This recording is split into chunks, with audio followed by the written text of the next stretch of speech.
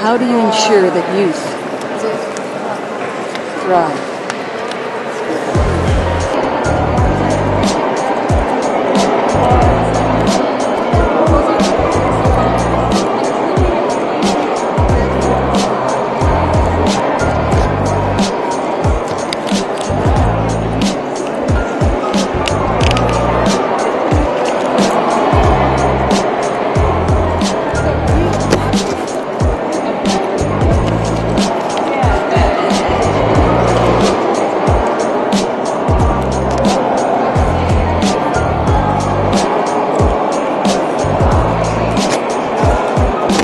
Okay, and it says, ethical infrastructure before bricks and mortar. And let's put here, and buses. Now again, I have not, even though I've gone to all of these meetings, every single last symposium, I have never before participated. So,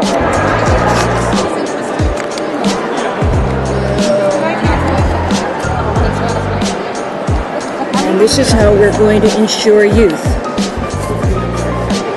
thrive.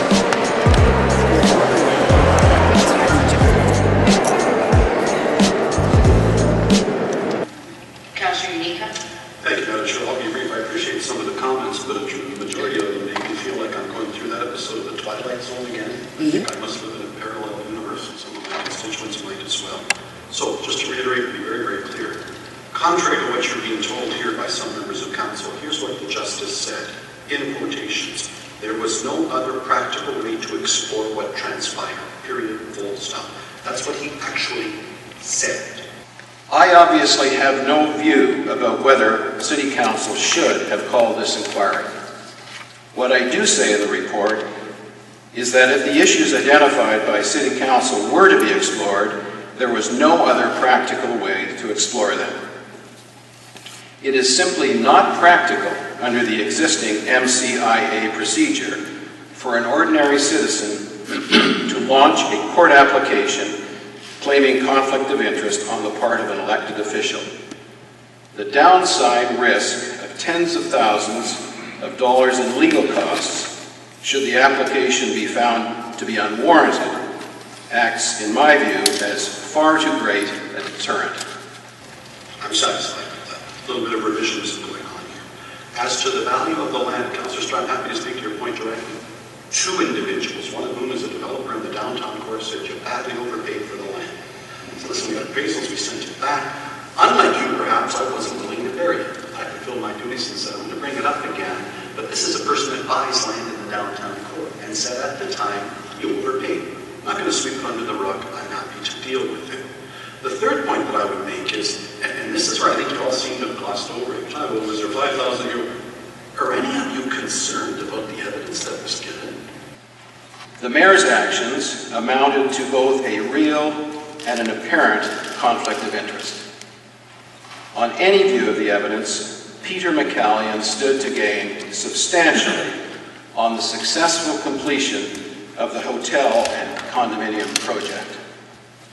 He had, on his own evidence, a potential upside of more than $10 million. And as an investor, he stood to gain much more than that.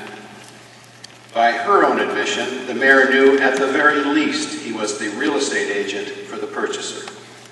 I have found that the mayor knew that a successful WCD project would have earned her son more money than he would otherwise have earned in the course of many years, probably in his lifetime. I have found that the mayor must have known her son had a financial role much greater than acting simply as the purchaser's agent. Do any of you read a newspaper? That's right. The City of Mississauga was dragged through the mud over this. I'm going to give you another quote. Maybe you missed this. Ethical infrastructure. Right. The words that Justice used. We're in need of renewal of the ethical infrastructure of this city. That's appalling. Do you know what happened to me? You know what happened to me a week ago? I had the privilege of being in St. Martin's School, where my son, God bless him, with his 86% average, was getting an award for being on the Dean's List. And I was very, very proud of my son.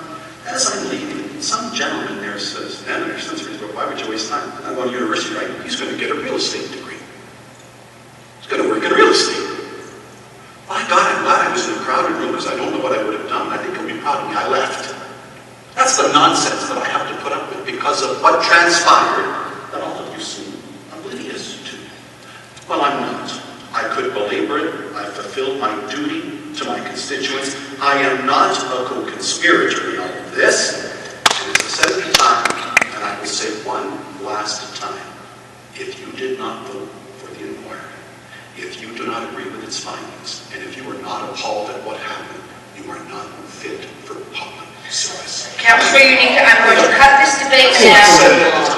I stand. Good. Sorry, I'm going to cut this debate now. Councillor Mullen, do you have something? Nando? Absolutely.